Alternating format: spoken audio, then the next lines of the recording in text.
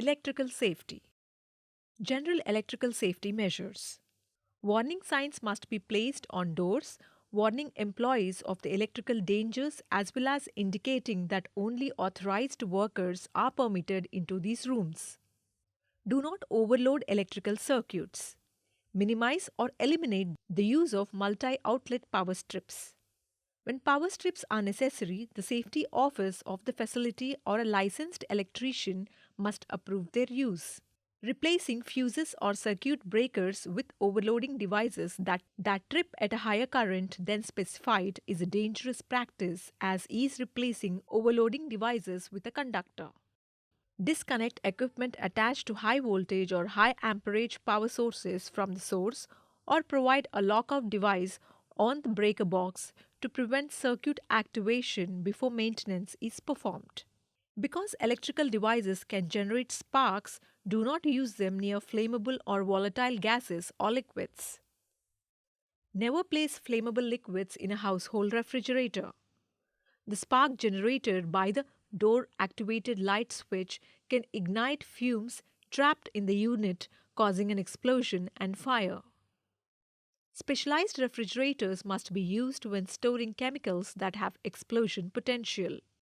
Protective measures for man and machine. Electrical insulation. Insulate the conductors, example, insulation on extension cords.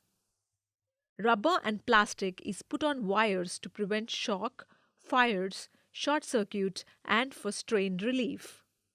It is always necessary to check the insulation on equipment and cords before plugging them in. Remember, even the smallest defect will allow leakage. Elevate the conductors, example, overhead power lines. Wires are often elevated by the power company. It's always necessary to check the location of overhead lines before you begin work each day. Remember, never allow yourself, your tools, or the materials you're working with to be within 10 feet of energized lines. Guard the conductors by enclosing them. Example, receptacle covers, boxes, and conduit. It's always necessary to check that electrical boxes and panels are covered and free from missing knockouts. Electric equipment operating at 50 volts or more must be guarded. Grounding. Grounding gives the stray current somewhere to go and keeps you from becoming part of the circuit. All electrical laboratory equipment should be earthed or grounded, preferably through 3-pronged plugs. Do not reverse polarity. Grounding will not work if the electricity can flow through you more easily than the ground. This can happen when your tool doesn't have a ground pin, you're working in wet locations, you're touching a metal object. If you do, the electrical fields within the motor are always energized. The prongs are different sized, so you can't turn the plug around. If there is moisture present, the case is likely to be hot. Even with double insulated tools, you still could get a shock. What must be grounded? All circuits and extension cords, all non-current carrying metal parts, portable and semi-portable tools and equipment unless double insulated, circuit interruption. A. Circuit breakers and fuses. Protect the building and equipment from heat buildup.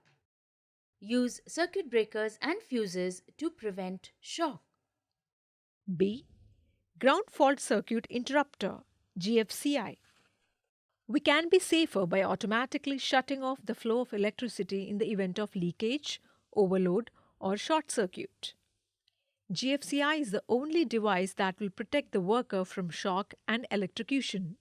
All temporary circuits are required to have GFCI protection, or equipment and cords must be included in an assured equipment grounding conductor program. Extension cords and cables. An extension cord is a temporary circuit. It must be in good shape without splices. It can't be secured with staples, nails, or bare wire. It must be protected from damage. They must have a ground pin.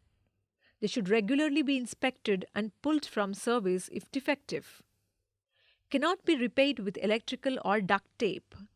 Must repair with heat shrink sleeve or bonding vulcanizing tape to retain original insulation properties.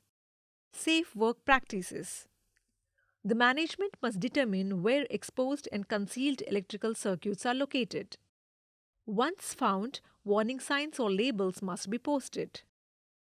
Workers need to know the location, hazards, and protective measures. Must not permit work near electric circuits unless the worker is protected by de energizing the circuit and grounding it, guarding it effectively by insulation. Other means maintaining safe separation. De energized circuits and equipments must be locked or tagged out. No metal ladders for or near electrical work. No wet hands when plugging or unplugging cords or equipment. No raising or lowering tools by the cord. Unless equipment is designed for it, cannot be used in damp and wet locations.